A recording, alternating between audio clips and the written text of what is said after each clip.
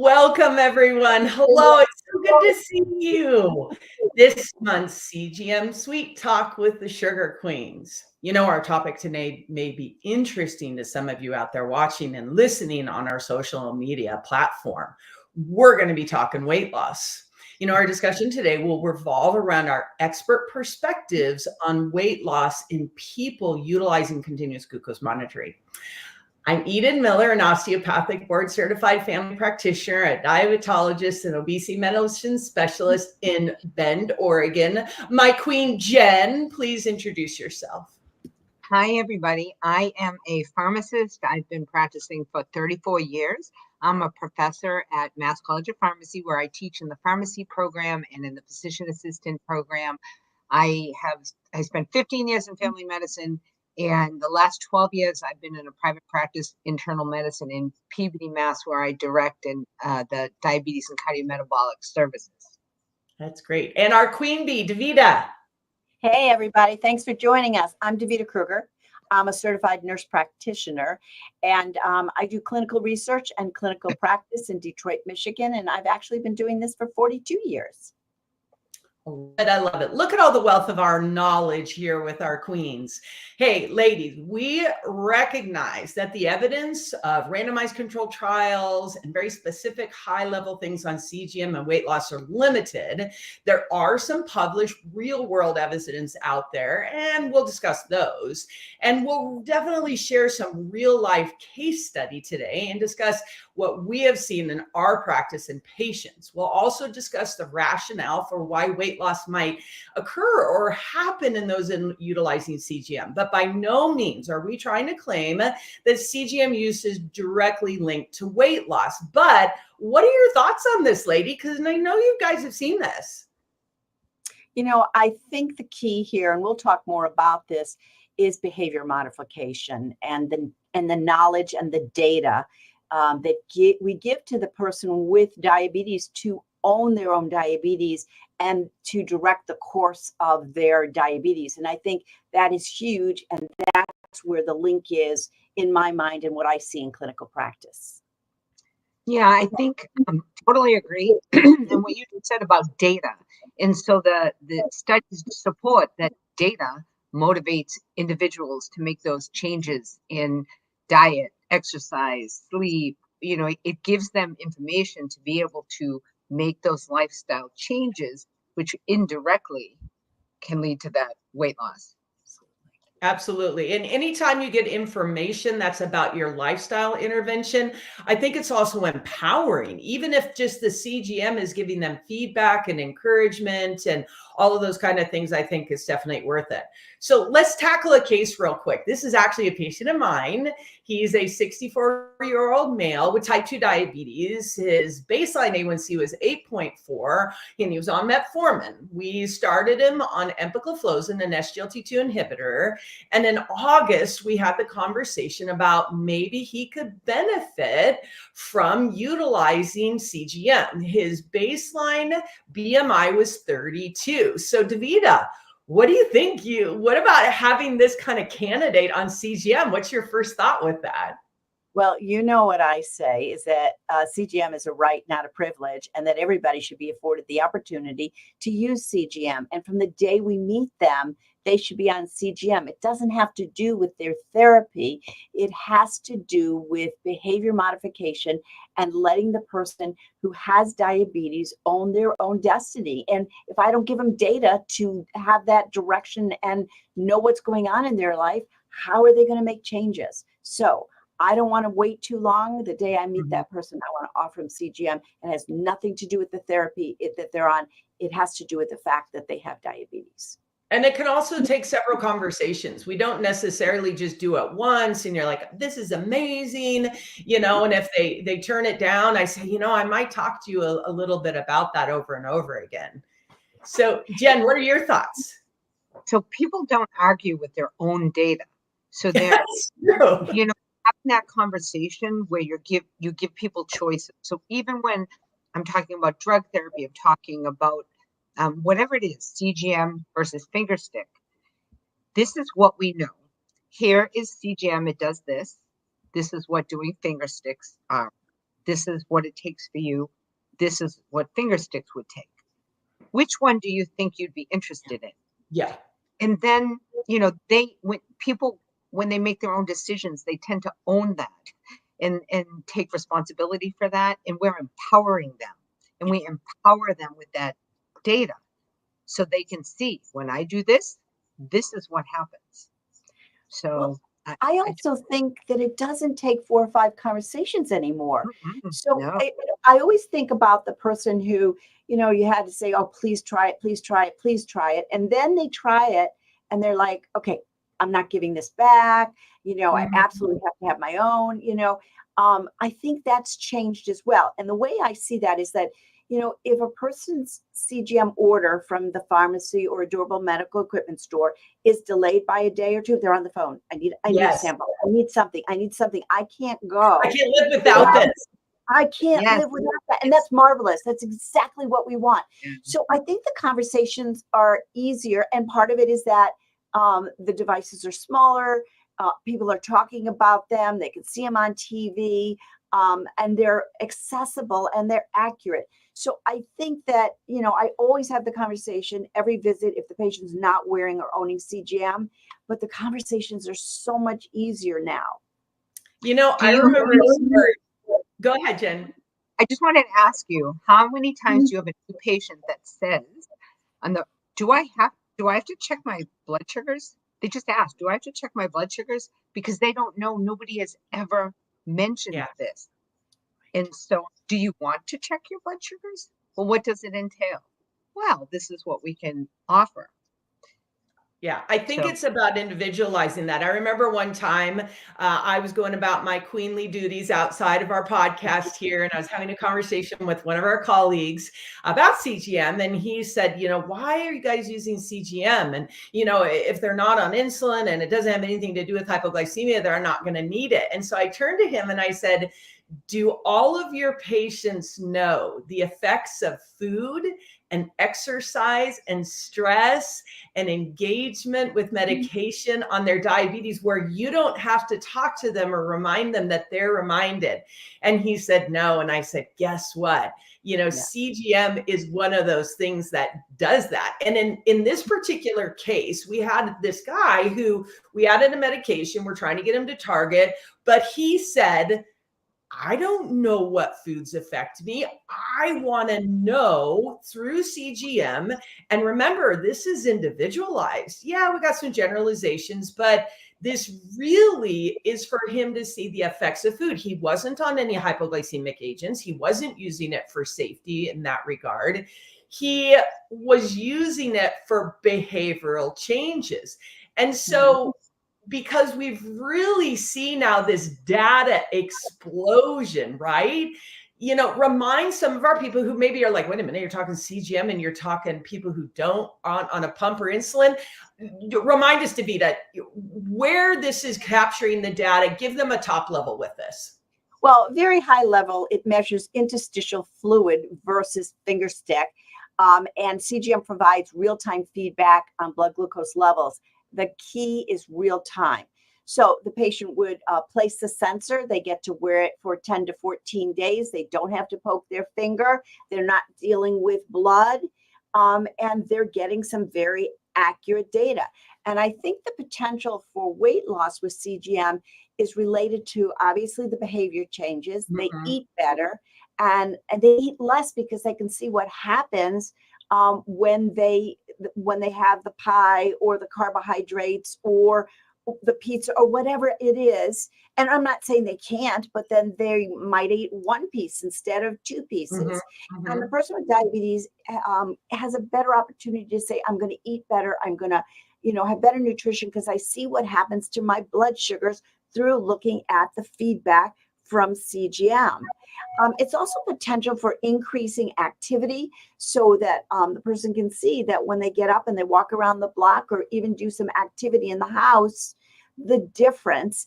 And also that can help with weight loss, the better eating, more activity, but also preventing hypoglycemia for those people who might be on medications and cause it. If you don't have hypoglycemia and you don't eat to prevent hypoglycemia, That's less calories. I talked to a person today who was having hypoglycemia, and when we looked at it, because of her concern, she was eating about 500 calories once or twice a day Just to prevent it. just to prevent it. And before bed, she was having a big glass of juice to prevent it. So Yep. it's real-time data. Person doesn't have to stop and poke their finger. They don't have to make a mess with blood. They don't have to worry about whether, they have all the equipment they need. They just look at their phone or they look at their reader, real-time information, helping them make really good decisions about, do I want to eat more? Do I need to eat less? Do I want to be more active? And also for those individuals who are on medications that could potentially cause low blood sugar or activities that could cause it, to prevent it so they don't have to overtreat. And I think, to me, that's the relationship to weight loss and CGM. And you don't have to feed the beast, right? Because it's watching out for you. Hey, Jen, talk a little bit about some of the work that you've done as well. So give us a little more in depth in some of the research. Sure. And I do have to mention what Davida just brought up, blood. I just had a memory of, remember all these patients handing us these bloody log books. So no more of that. So with CGM, which is amazing. So I did do a literature search because I wanted to know what is out there in terms of weight loss. So, interestingly, the ADA standards of care certainly supports CGM for people with type 2 diabetes for glycemic control, but not mentioning weight loss.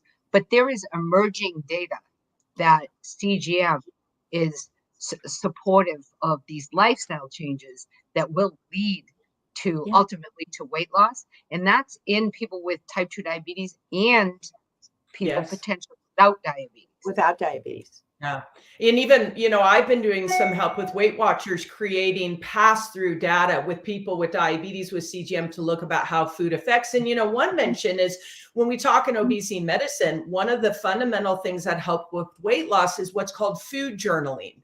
So just journaling food helps with weight loss. So we know that occurs. So imagine CGM is that food journaling plus glycemic excursion. And you don't really have to teach people that a particular food raises their blood sugar. And I think they see it, and then that opportunity is when they come back to see the data, right?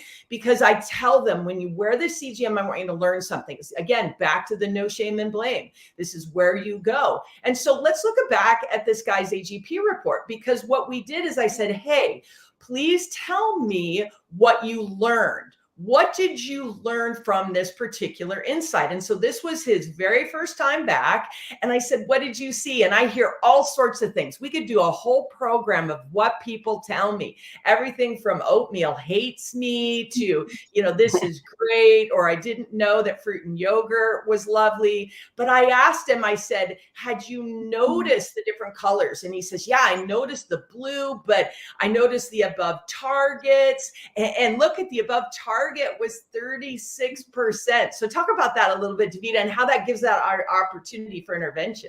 Well, first of all, he noticed it. So that's huge. That's a great place to start. But clearly, he had a lot of hyperglycemia. He didn't have any hypoglycemia, which is huge because it's easier to be more aggressive or assertive with the program if a patient's not having hypoglycemia. And he's having high blood sugars every single day. And I am sure that patient did not know they were having hyperglycemia. And, when a patient says to me, no, my blood sugars are great, they may or may not check a finger stick. But when they do it, what is it? First thing when they wake up in the morning and the blood sugar looks great, they've slept all night and they look good, right?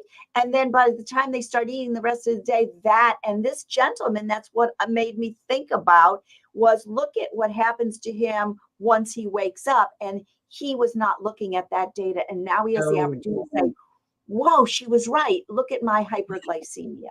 Yeah. Yeah. What's his target, Jen? Where is he at? So interesting. I was just thinking about something that you say, Eden, all the time is, what do you see? So when we're talking about patients not arguing with their own data and asking, what do you see? Yeah. So you can clearly see from the time this person starts eating that, you know, you can guess when breakfast is, and you have these excursions. So, you know, we still want to be positive, Yes, obviously, always. and give those attaboys, right, attagirls to that, Yeah. so this is amazing that you're doing this.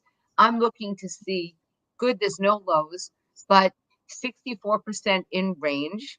And so there's room for improvement. We know if we want an A1C of 7-ish, we want about less than, we want 70% or more. If we want less than 6.5, we might be looking at 80% in range. So this all provides that data to have that conversation. And Yeah. what do you want to do? I mean, That's what I was going to mention.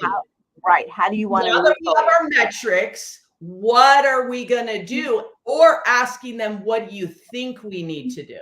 Yeah, what do you want to do? Yeah. Because I can, you know, we can give you insulin at every meal, or might you want to switch to an English muffin instead of a bagel? I love it. What were you going to say, Davida? No, I was just going to say, it's just to open the conversation, to have this data to open the conversation, to say, look, our goal, and patients love when you give them goals. We all love when you give goals, so you know the direction you have to take yourself, right? So you can look at this chart and you can say, look, we'd like everything to be between 70 and 180, and all your fluffy stuff is above 180. So you wake up, you look pretty good, and then look at that fluffy glucose that just sky high once you wake up. So we can, we can make inroads for you, but 64% is not enough. You're spending way too much time in hyperglycemia, and the outcome's not going to be good. So what do you see, and how do you want to move forward? And sometimes patients will say, I don't know, that looks like a mess. And then I can focus them to say, look, here's where you want to fall. Here's where you want the numbers to fall. And you can do this. This is the goal for you. I like to give them a task of a journal ahead of time. And then I go to the very bottom and I go through each day and I go, what did you see here? What was that day? Oh, that was Sunday. That was Saturday. I went out to dinner. And then that for me really hones it in, but for that actionable items based on the glycemia. And I said, let's go forward from here and see if you can make some of those changes. Not only that, I often see week 1 is kind of less control, and then week 2 it starts to get better. That's what I was just going to say, that I teach them to write in their app notes so that they can pay attention. And I had a patient insist, I ate the same thing for lunch today as I did yesterday, but my blood sugar 240 now, but was 160 yesterday. And I said, that's impossible. And they said it again. I ate exactly the same amount. I said, that is not you. It's impossible. And suddenly they go, oh yeah, I had rice. Well, you had rice on this day. That explains it. They can write notes. Oh, it was 240, and write a note, rice, cookie, whatever it is. So when you to another page and you can drill down and say, well, it looks like when you eat rice, this is what happens. What do you want to do? And I know you guys all do it too, but to make it, like Jen said, to make it comfortable though, for the patient to say, this day I had rice, this day I had a bag of cookies. Someone said to me today, I bought Halloween candy, and it was so far away, I decided to eat the bag. So, that I need to know that when I'm looking at data with the person, and I've done that too. I don't have kids that come to my door and I still buy Halloween candy. So who do you think's eating it? We did exactly what you guys do with this guy. And let's look at him a month later. So this was his second AGP report. Okay. And he took it and ran with it. His BMI went from 32 to 29, and his time above range decreased from 36% to 22. And Davida, look at his time in range. What do you see? Time in range. So, everything's below for the most part. You have a little fluffy up there, but for the most part, everything is below the 180. No hypoglycemia, well, a smidgy of hypoglycemia, but 75% time in range. Yeah, that's excellent. So, I mean, it shows you how powerful data was to that person. And this is what we see all the time, is how powerful that people do not argue with their own data, that I'm going to eat less rice, or I'm not going to drink juice anymore. I'm going to eat an orange instead. So being able to make that lifestyle changes, or, wow, I walked the dogs today and look at this. So it really helps support that motivation to make those lifestyle changes. And we're going to need a lot more data. We have very little published randomized control trial data on the impact of CGM and weight loss. I think we see it clinically, but we're going to need more real world studies, and we're going to be utilizing the whole healthcare team because they can contribute to their patients as well. So, Jen, I use CGM as a tool. You've said that before, kind of give us that top line of how it's a tool for people. It's a tool because CGM provides real-time feedback on how food and exercise and stress and sleep impact people's glucose levels. And data is power. And it allows people to manage their own life. You were bringing up on another conversation we had, Eden, about patients seeing their providers, their primary care, for 3 hours a year, maybe, or was it Davida or us? That 3 hours a year, but almost every minute, patients are managing their own diabetes or their own lifestyle changes. Not with us. They're spending a couple hours at the most a year with their provider. They have to manage on their own. So this allows them to manage. Our fans are shouting out right now. Our fans are shouting out. CGM's been the best tool forever. For grateful for technology. Food diary using the CGM. Saying we all have slips. Davida, take this question real quick. Our listeners want to know, do you use CGM differently if maybe you're trying to do lifestyle intervention or weight loss versus A1C reduction? What's your comment on that? That's really interesting because I think it's all tied together. Me too. So if a patient's on MDI, multiple daily injections, or on an insulin pump versus they're on an oral agent or just medical nutritional therapy, the motivation that they get for nutrition and physical activity is across the board. So I use it to help me adjust insulin without a doubt. And I look at it to see if I've got the right ratio of insulin to carbs or correction or whatever it is. But ultimately, it's the decisions of food intake, physical activity, timing of medication. And so all comers need all of that. So I think it's hard to tease it out. And I think that's why we all believe that whoever you are, no matter what your therapy is, you should be on CGM. So yes, I probably sit there and I tweak it for a little bit more if a person's on a pump versus not on a pump, but it's all about motivation and using the data for a better outcome. And we've all said it, owning your own diabetes. I don't go home with my patients at night. Really good thing for all of us. And so they need to own it. Yeah. Now, Davida, talk real quick, because we do have a top line article Dr. Jean Wright and Dr. Subramani published at DTT in 2021. So tell us a little bit about the data we do have regarding CGM. So basically what they're talking about, it's a wonderful article. And what they're looking at and talking about is the evolution of how we use CGM. Again, we've talked about that. 5 or 10 years ago, we probably didn't think about using it for behavior modification because we didn't have the data. We didn't see the difference. We now have the data that says if you give someone CGM and you don't do anything else, and Dr. Wright's written a couple of articles with Eden on that you see an A1C lowering. And so what they're talking about in this article is that The growing number of studies show that the use of CGM promotes diabetes self-management behavioral changes. And that's what we're looking for. And that goes back to the other question you asked me, Eden, is it's the change in the behavior that no matter what therapy you're looking for. And that because of that, when patients use CGM, there was a change in caloric intake, body weight reduction with a higher adherence to healthy eating and physical activity. The article it says it right there that we can't necessarily say absolutely it's going to cause weight gain, but if we change the way people look at food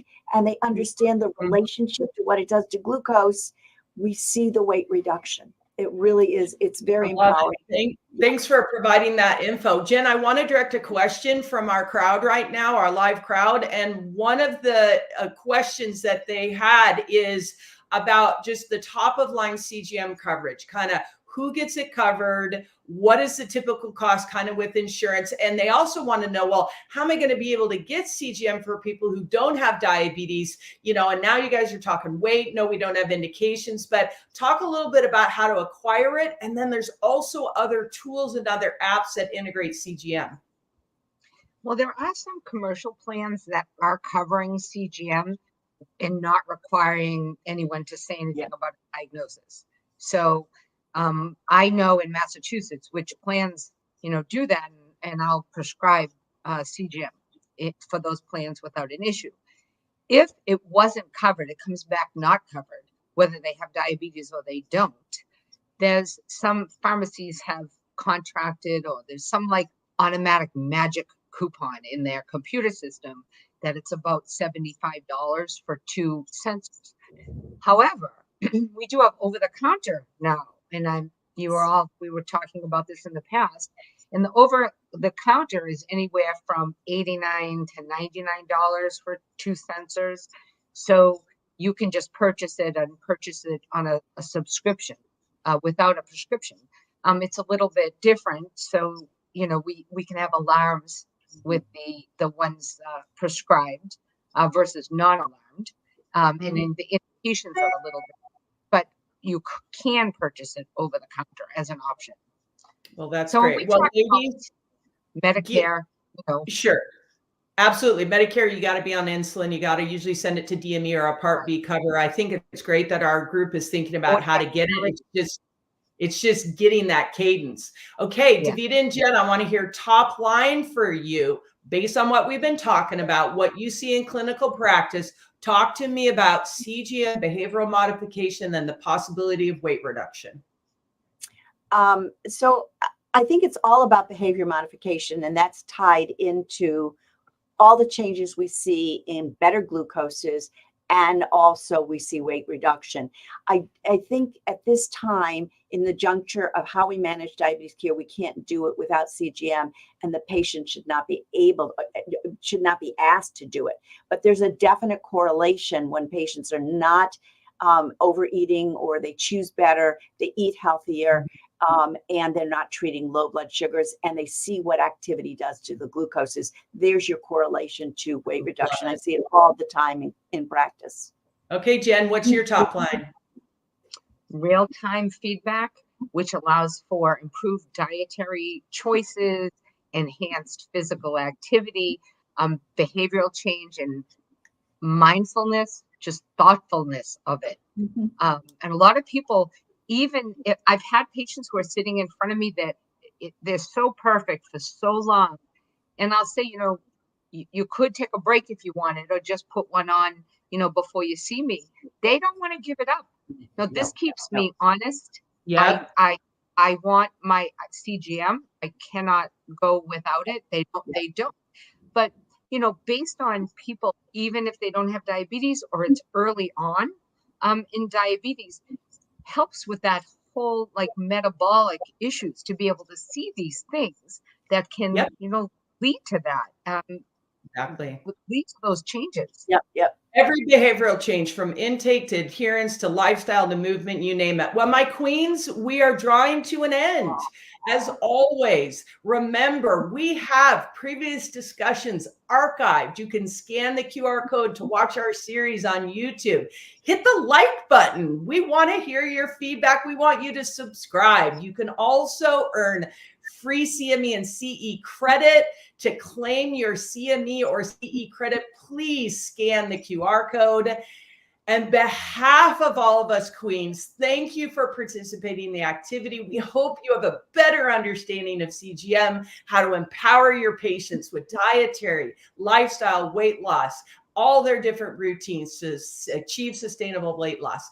See us again next month. Thank you.